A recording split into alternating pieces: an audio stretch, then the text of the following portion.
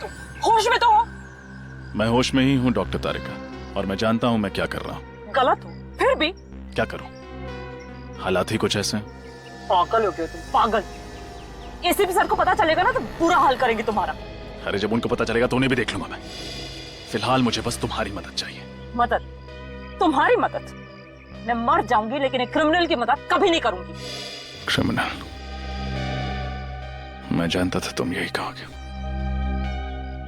मैं ये भी जानता हूं कि कानून की नजरों में अपराधी हूं मैं, लेकिन जरा सोचो तारिका, एक सीआईडी ऑफिसर होकर मैं ऐसा क्यों करूंगा? और अगर मैं ऐसा करता भी हूं तो रंगे हाथों कैसे पकड़ा जाऊंगा? अरे 100 तरीके ढूंढ लूंगा मैं अपने आप को बचाने के। क्या तरीका है समझाने का? हाँ, देखो तुम क्या कर सकते थे और क्या नहीं ये मैं देख चुकी हूँ अभी।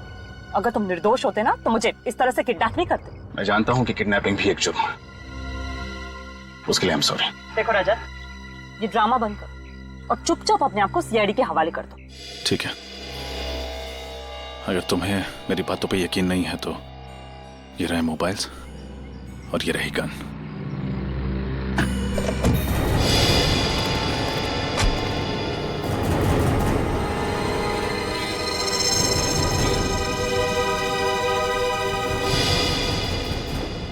डॉक्टर राघव, आपके हॉस्पिटल की नर्स साशा कल कुछ टेंशन में थी, तो उसने तुम्हारे साथ कुछ बातचीत की ना?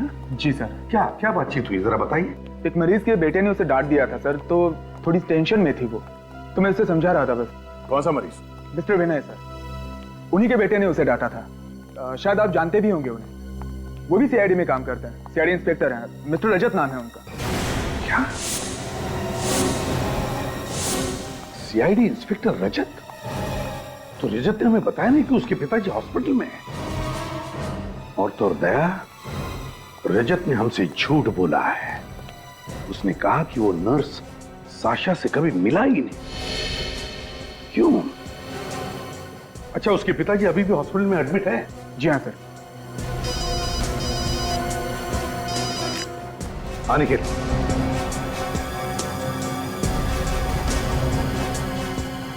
क्या? रजत ने तारिका को अगवा कर लिया? ये कर? अच्छा ठीक है, श्रेया सर, सचिन को फोन करो और उससे कहो कि वो रजत को ट्रेस करें।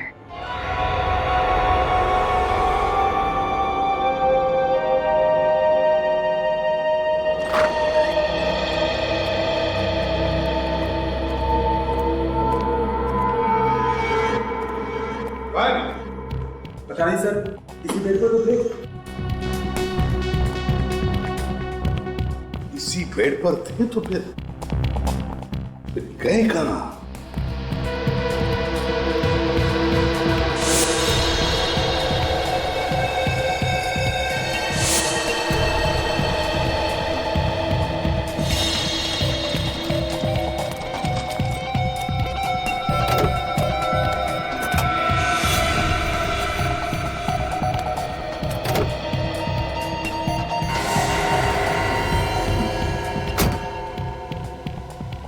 डोंट वरी, मैं तुम्हारा साथ देने के लिए तैयार हूँ।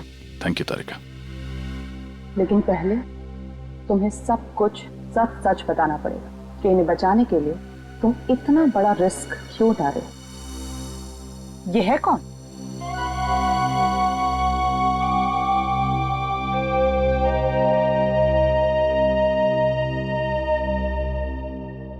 I'm sorry पापा, I'm really very sorry। अपने काम में बिजी रहा, आपको वक्त नहीं दे पाया। क्या कहूं, ड्यूटी कुछ ऐसी है। वानी,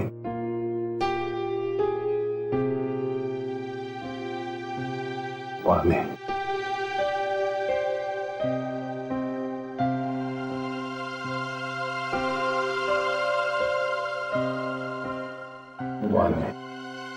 मैं भी लेकर आता हूँ पापा। यहाँ लोग बहुत खराब है, आप थोड़ा सा ख्याल रखिए। एक्सक्यूज मी, आप यहाँ काम करने आती हैं या बातें? पेशेंट उधर पानी मांग और आप यहाँ जग हाथ में लिए टाइम पास कर रही हैं।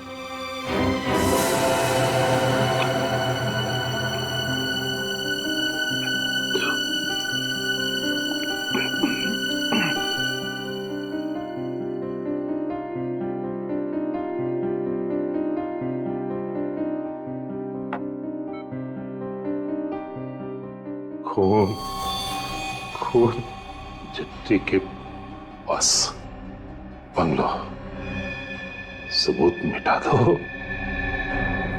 सबूत मिटा दो। चाबी गमले के नीचे,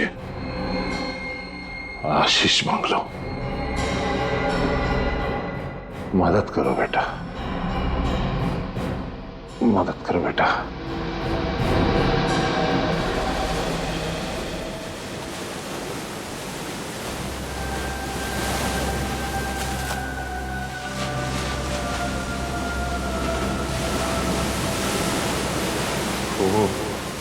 खून,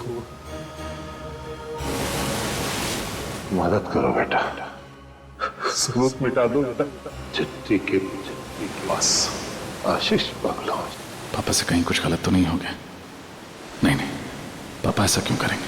जरूर ये पापा का कोई भ्रम होगा, दवाइयों के हैवी डोज का दिमाग पर असर पड़ा होगा।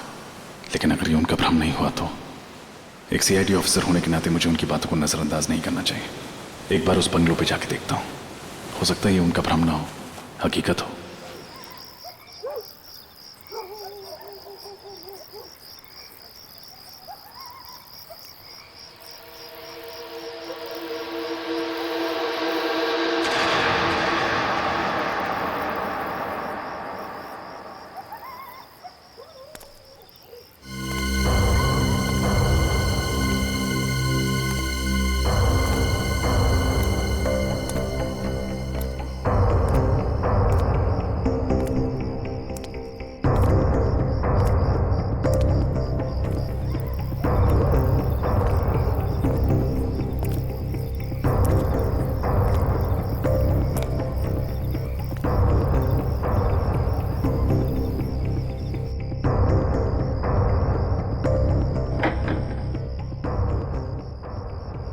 चाबी गमले के नीचे।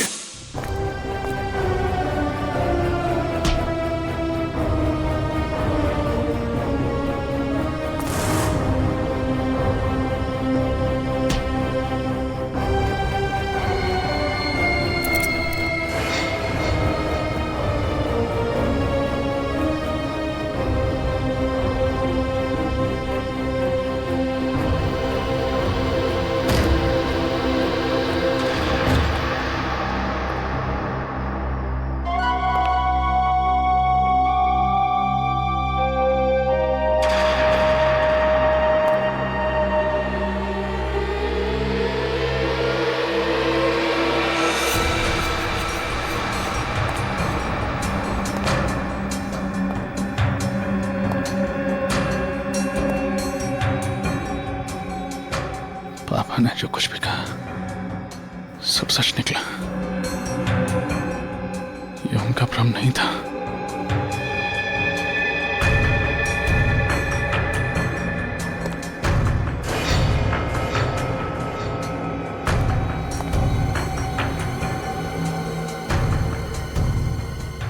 इतना सारा खून, ये औजार, ऐसा क्या हुआ है यहाँ पर? कहीं कोई लाश भी नहीं।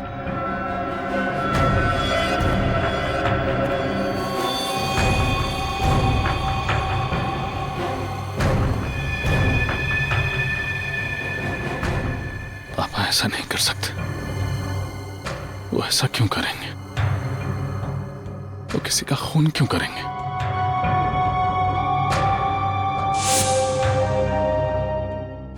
अब तो तुम मेरी मजबूरी समझ सकती हो ना।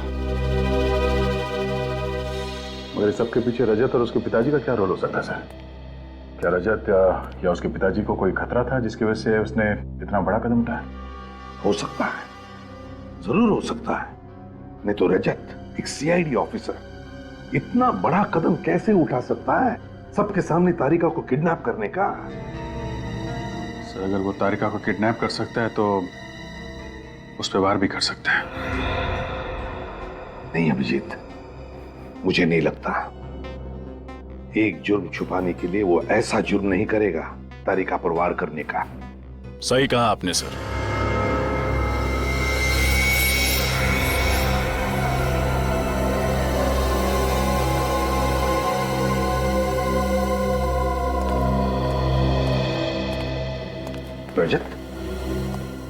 सर मैं अपने आप को सरेंडर करने आया हूं।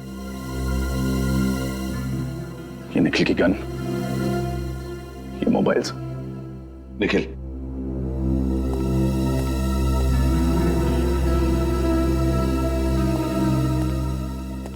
अपने गुनाहों के लिए मैं अपने आप को कानून के हवाले करता हूं। कौन सी गुनाह? बंगलों में किए गए खून, कुएं से मिली लाशें, सारे कंकाल, नर्स साशा का मर्डर। तारिका कहाँ है? उसे मैं अपने साथ नहीं लाया। कहाँ है वो? डॉक्टर तारिका सुरक्षित है। जब तक वो तुम्हारे पास है सुरक्षित नहीं है। कहाँ है वो? मैंने डॉक्टर तारिका को बीच रास्ते में ही छोड़ दिया था। वो तो पता चल जाएगा।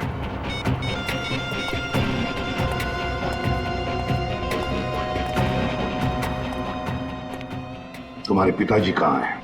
सर वो मैं नहीं बता सकता। क्यों नहीं बता सकते? आप मुझसे कुछ और पूछिए, लेकिन अपने पिता के बारे में पूछे गए सवालों के जवाब मैं नहीं दे पाऊंगा। तुम्हें जवाब देना ही पड़ेगा, समझे? तो बताओ, तुम्हारे पिताजी का उस बंगले से उस नर्स साशा के साथ क्या कनेक्शन है?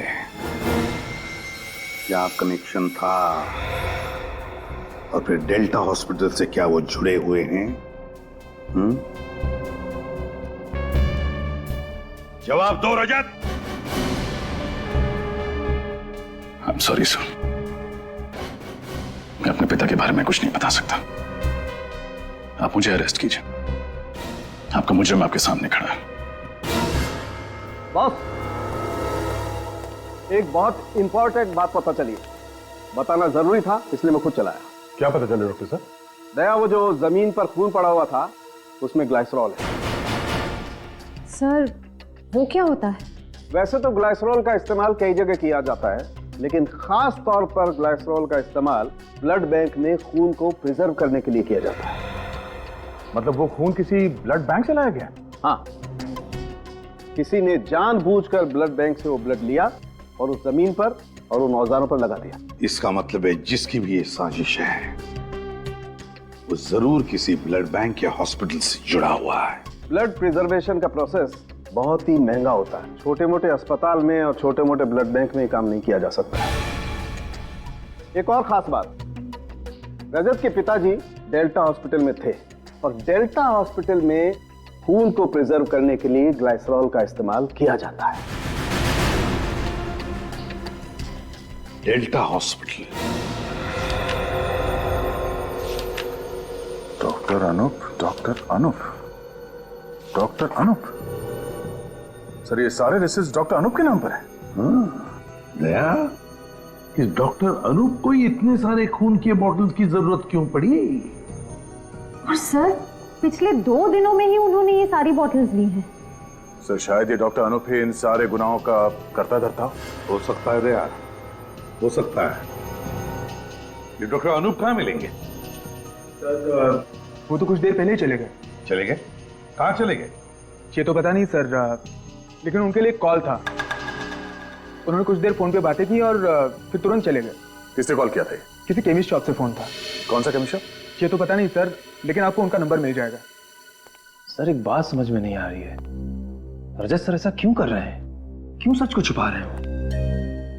सब कुछ ठीक हो जाएगा निखिल, बस एक बार पता चल जाए कि उस अस्पताल में क्या हो रहा है। सर वो अपने पिताजी के बारे में कुछ बताते क्यों नहीं है? खून, खून चिट्ठी के पास सबूत मिटा दो। मदद करो बेटा।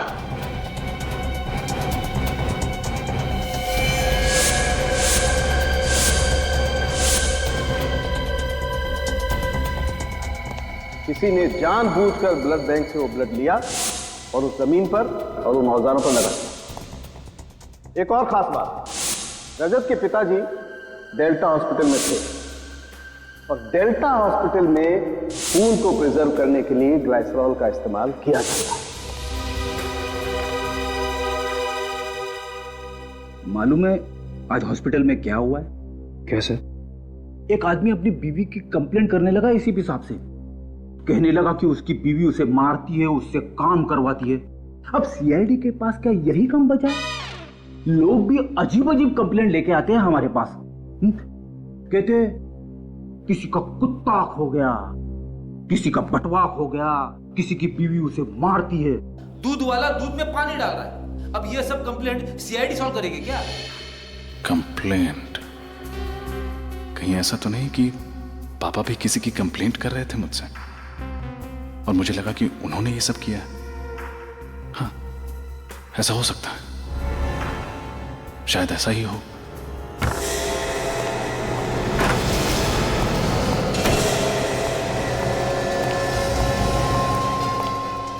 कहाँ जा रहे हो आप? रुक जाइए वरना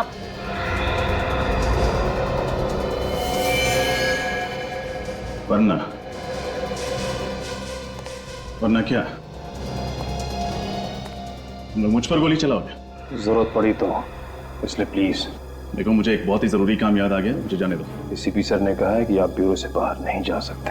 निखिल, इट्स इंपॉर्टेंट, मेरा विश्वास करो, इसमें मेरी कोई चाल नहीं। अगर इसमें आपकी कोई चाल हुई तो? रेडी, अगर मुझे भागना ही होता तो मैं अपने आप को सरेंडर क्यों करता? प्लीज मेरी बात मानो, इस वक्त मेरा यहां से जाना बहुत जरूरी है। प्लीज।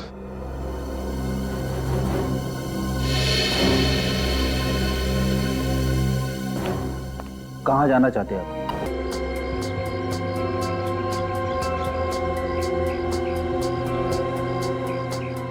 सोनिया बेटा क्या कर रहे हो? जल्दी चलो, अगर स्कूल जाने में आज भी देर हो गई ना तो एब्सेंट लग जाएगी। बेटा गार्डन में खेलने का टाइम नहीं है, चल यहाँ से। माँ कितना रंगी रंगी फूल है।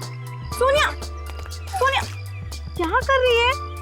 यूनिफॉर्म गंदा हो जाता ना, टीचर डांटती ना। चलो अभी यहाँ से।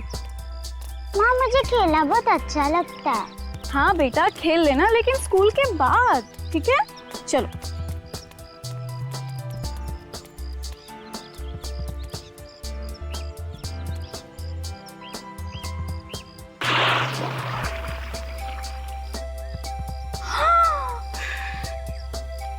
सोनिया क्या किया तुमने? आखिरकार तुमने यूनिफॉर्म गंदा कर दिया ना।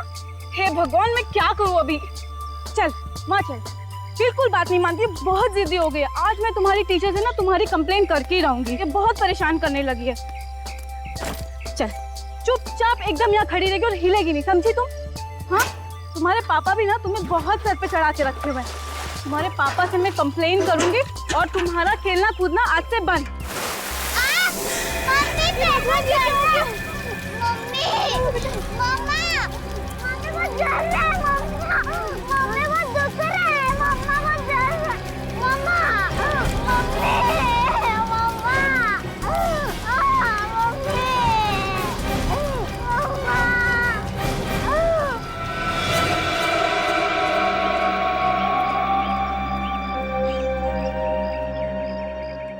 सर, इतना भयानक नजारा ना ही मैंने कभी देखा, ना ही सुना।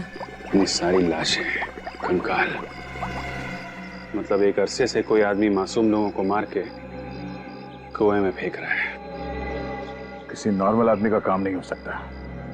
ये आदमी दिमाग से बीमार है, साइको है कोई। बीमार भी है और शातिर भी। तभी तो इतने सालों से लोगों को मार के कुएं में फेंक रहा है और किसी को उसके जुर्म के बारे में पता भी नहीं चला। तो माँ और बेटी ने देख लिया, नहीं तो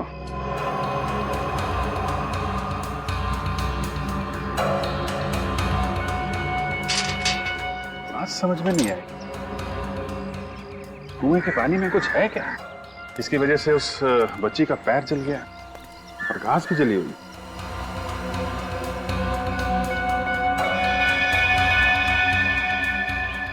रमजीत, इतने सारे लोगों को अलग अलग जगह पे मार के यहाँ पे लाके फेंकना कोई आसान काम नहीं है। कहीं तो मारता होगा, कोई ना कोई जगह तो होगी जहाँ पे वो खून करता होगा। इस इलाके में ज्यादातर इन्वेस्टर के बंगले हैं जो ज्यादातर खाली रहते हैं या कोई रहता नहीं वहां पे। ये तो और भी अच्छा है उसके लिए। एक काम करते हैं, सारे बंगलो चेक करते हैं। कोई केयर टेकर, वॉचमैन, किसी ने कुछ तो देखा होगा। चौकीदार वगैरह तो दिख नहीं रहा। घर में कोई है भी कि नहीं? कोई तो है घर में। दरवाजा अंदर से बंद है।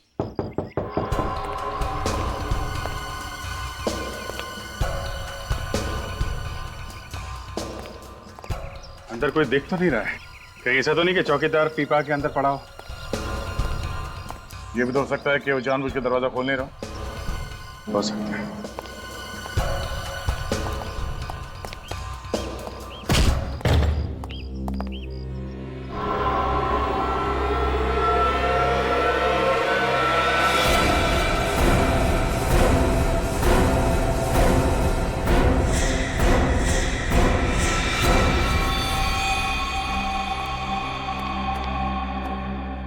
इतना सारा खून।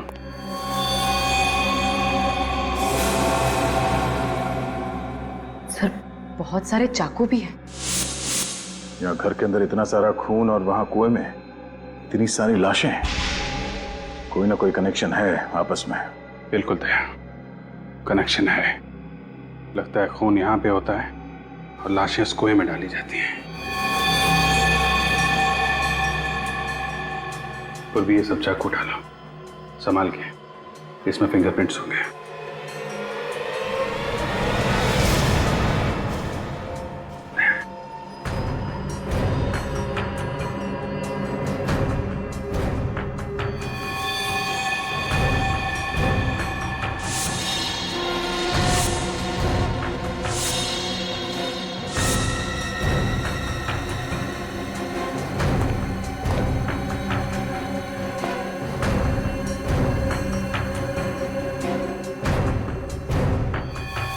सर, इसे तो किसी ने चाकू मारा है।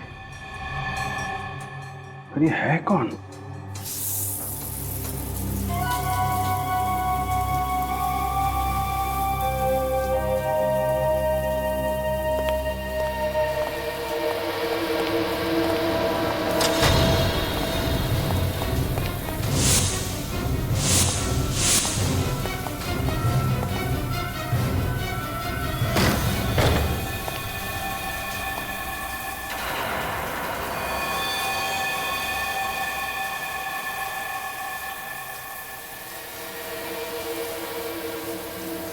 हाथों पर।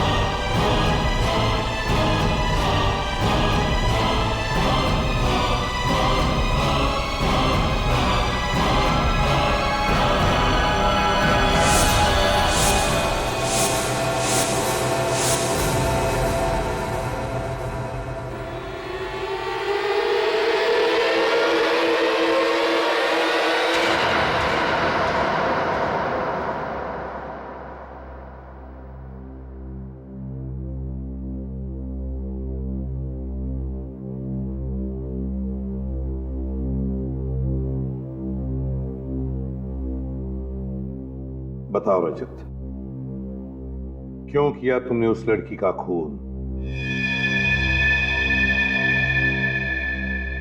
मैंने लड़की का खून? हाँ रजत, तुमने एक लड़की का खून किया है। चाकू मारा है उसे।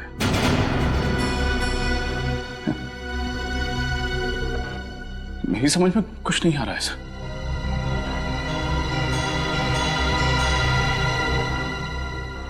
देखो रजत, छुपाने से कोई फायदा नहीं है। बेहतर होगा तुम कोऑपरेट करो। सर, मैं इस खून के बारे में कुछ नहीं जानता। और ये किस लड़की के बारे में बात कर रहे हैं आप लोग? शायद इस फोटो को देखकर तुम्हें कुछ याद आने लगे। हाँ? हम इस लड़की की बात कर रहे हैं, इस लड़की की। जानते हो? हाँ? रजत जी, रजत जी उठिए, रजत जी। मिले उससे, ये कोई बात की हो?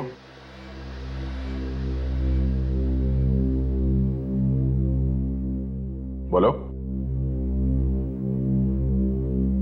रजत,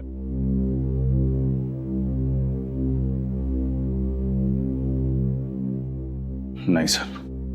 जानते नहीं हो तो फिर खून क्यों किया इसका? खून? सर आप लोग बार बार ये खून के बारे में क्यों बात कर रहे हैं? रजत, जिस बंगले में हमें इस लड़की की लाश मिली, उसी बंगले में हमें तुम भी मिले थे, और वो भी खून से लथपथ। और साळुंखे ने बताया कि वो खून इस लड़की का था। सिर्फ यही नहीं, जिस चाकू से इस लड़की का खून किया गया है, उस चाकू पे तुम्हारे उंगलियों के निशान मिले हैं। सिर्फ तुम्हारी उंगलियों के निशान। लेकिन सर मैंने कोई खून नहीं किया, नहीं मारा मैंने इसे। अगर तुमने इस लड़की को नहीं मारा तो फिर इसका खून तुम्हारे शरीर पर कैसे आया? तुम्हारे उंगलियों के निशान उस चाकू पर कैसे आए? क्या करने गए थे तुम उस घर में जहां पर इतनी सारी चाकू और इतना सारा खून मिला? क्या करने गए थे? और उस घर के पास वाले कुएं में इतनी सारी लाशें कहां से आई? बताओ, क्यों गए थे तुम उस घर? क्या करने गए थे? और फिर ये लड़की वहां उस घर में कैसे पहुंची? बताओ, बताओ, खामोश क्यों? तुम्हें क्या लगता है खामोश रहने से तुम बेगुनाह साबित होगे? लगता है सीआईडी के तौर तरीके तुम भूल गए हो रजत। शर्म आती है मुझे कि तुम हमारे सीआईडी का एक हिस्सा हो।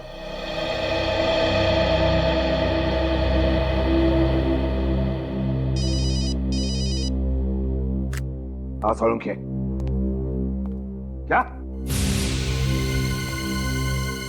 क्या कहा तूने?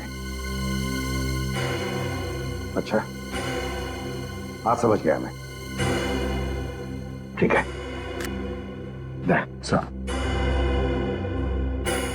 रजत को साळुंखे के पास लेकर जाओ। बात कैसे? साळुंखे इसकी ब्लड टेस्ट करना चाहता है।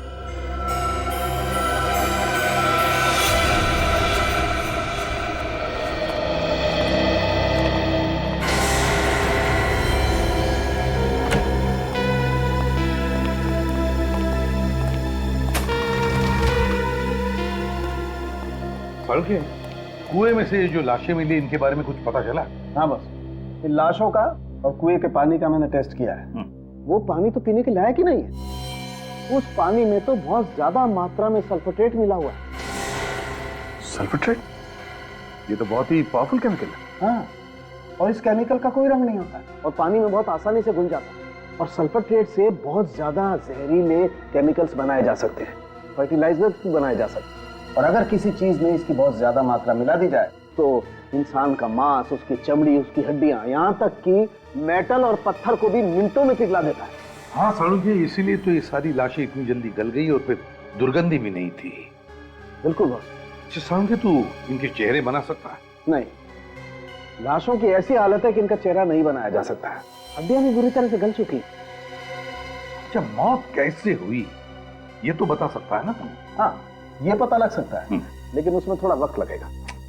चलो ठीक है, तब तो आसपास के पुलिस स्टेशन से पता लगाएंगे कि इसकी गायब होने की रिपोर्ट लिखवाई गई है क्या।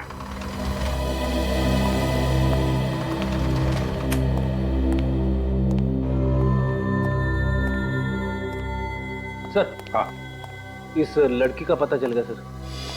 डेल्टा हॉस्पिटल में काम करती है। डेल्टा हॉस्पिटल में? ठीक है, निखिल, रजत की टेस्ट होने के बाद इसे ब्यूरो ले जाओ और जब तक हम नहीं आते इस पर कड़ी नजर रखना। चलो।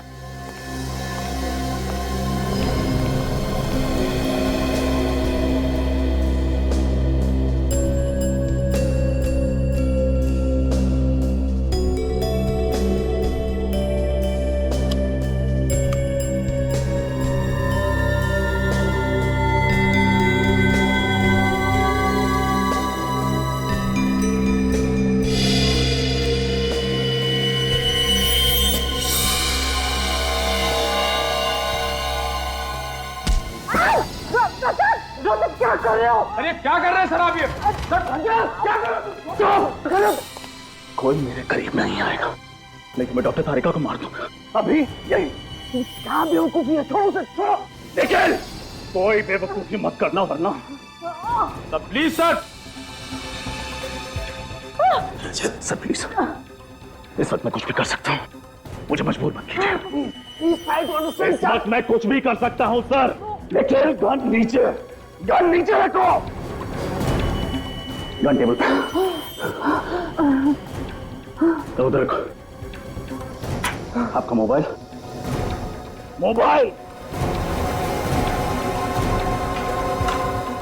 लेकिन हमारा मोबाइल और गाड़ी की चाबी।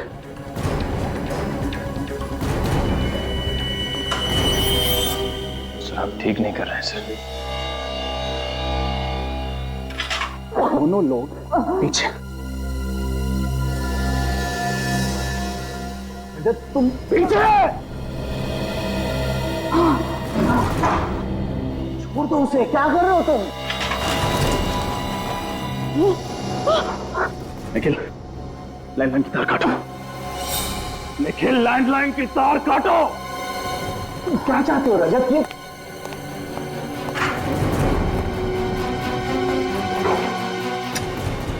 सर, तुम एक सीआईडी ऑफिसर हो रजत, अपनी जिंदगी बर्बाद मत करो। मैं अच्छी तरह से जानता हूं मैं क्या कर रहा हूं। इस वक्त मुझे अपने आप को बचाने का और कोई चारा नहीं है। कोई पीछे नहीं आएगा, कोई हिलेगा नहीं। Sir, I mean it.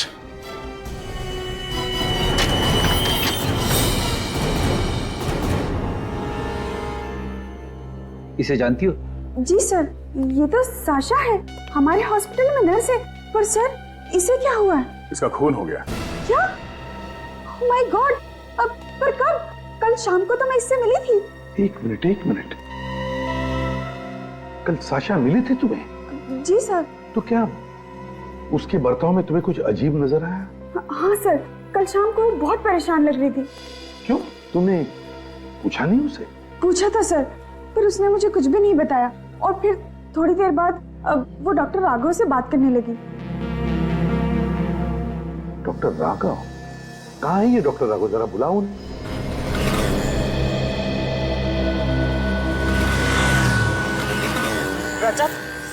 जी, कौन से पेशेंट के बारे में सर?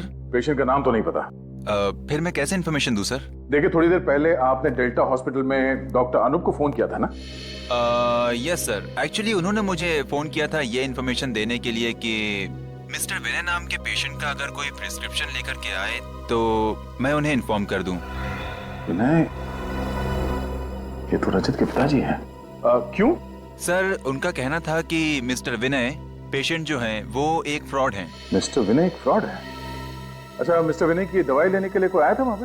हाँ सर, एक लड़की आई थी सर। ये लड़की दिखती कैसी है? मेरा मतलब उसका हुलिया कैसा है? सर, वो लड़की लंबी थी, घुंघराले से बाल थे, इससे ज्यादा मैं नहीं जानता सर। और इस लड़की का एड्रेस बताया तुमने डॉक्टर अनूप को? हाँ सर, मैंने उन्हें इन्फॉर्म कर दिया है। क्या एड्रेस क्या है उसका?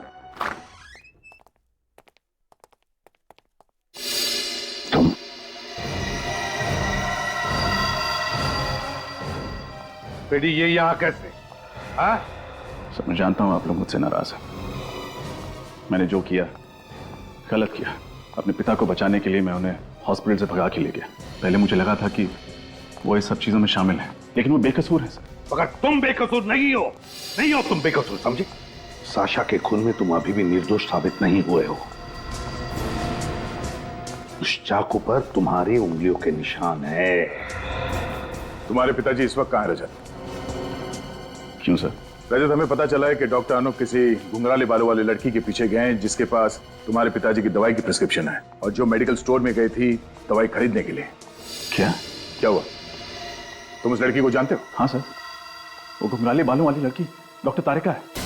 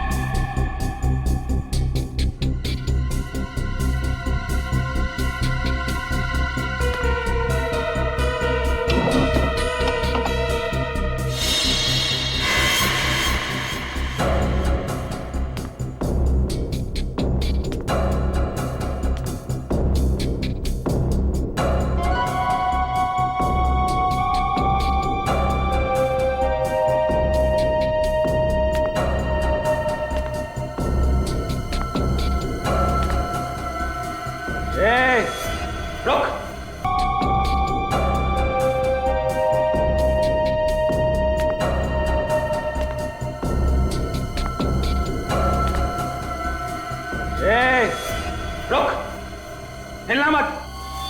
बंदूक दे तेरी, बंदूक दे। कट। कौन हो तुम? चुपचाप ये बता कि रजत के पिताजी कहाँ पे हैं? पहले बोलो कौन हो तुम? जो पूछ रहा है उसका जवाब दे। बता, रजत के पिताजी कहाँ हैं? नहीं बताऊंगी। देख दिमाग मत खराब कर, समझी? जल्दी बोल। बोला ना नहीं बताऊंगी। तो ऐसे नहीं मानेगी? हाँ, दिखाओ तुझे। क्या?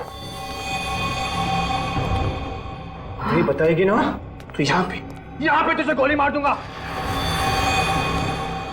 मार। नहीं बोलेगी? नहीं बोलेगी तो? बोला ना। नहीं। बता।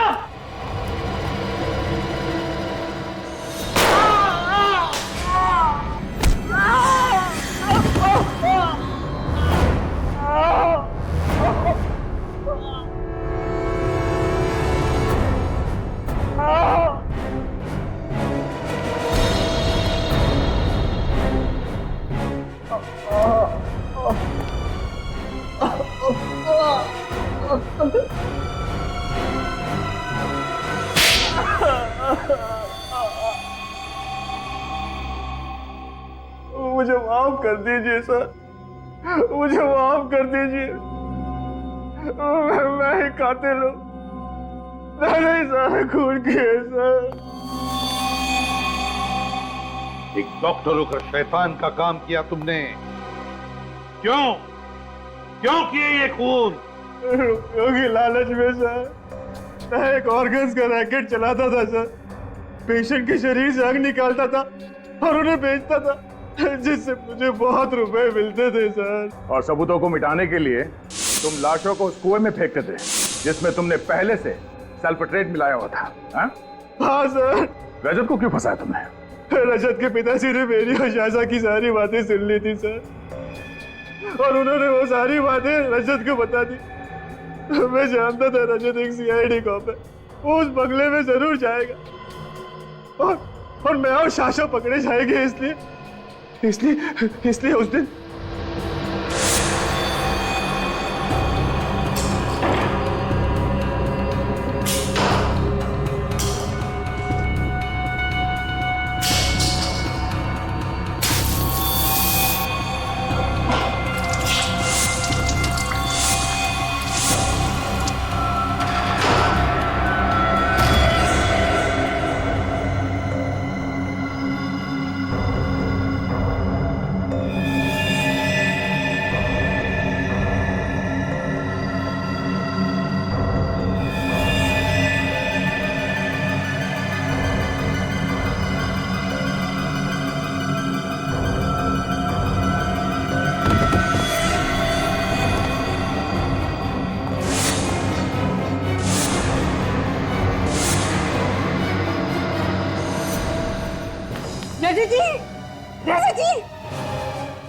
रजत जी उठिए,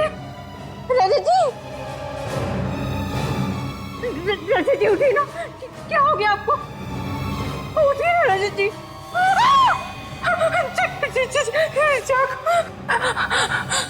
डॉक्टर!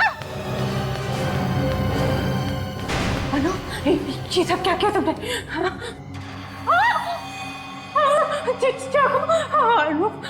नहीं, मैंने कुछ नहीं देखा, मैं किसी से कुछ नहीं कहूंगी, मुझे मत मारो। लेकिन साशा को क्यों मारा तुमने? साशा मुझसे बहुत प्यार करती थी और ऑर्गन्स का रैकेट चलाने में मेरी मदद भी करती थी, मेरी साथी थी वो। लेकिन अचानक पता नहीं उसे क्या हो गया, वो मुझे ब्लैकमेल करने लगी सर। इसीलिए मैंने एक वार से 2 शिकार कर लिए। साशा को भी मार दिया सर, उसका सारा इल्जाम रजत पे डाल दिया सर। तुम्हें क्या लगा कि सीआईडी को फंसाकर तुम बच जाओगे? लेकिन तुमने ये नहीं सोचा कि सीआईडी को फंसाकर तुम अपने लिए ही फांसी का फंदा तैयार कर रहे थे। इतने मासूम लोगों की जानें ली, किस लिए? पैसा कमाने के लिए, गलत रास्ते से। अब तो तुम्हें ऊपर वाला भी फांसी के फंदे से बचा नहीं सकता। ले जाओ इसे Freddie. I am sorry sir, मैंने रजत, एक बात हमेशा ध्यान रखना, एक सीआईडी ऑफिसर के लिए रिश्तों से ज्यादा फर्ज होता है। काम पर लग जाओ।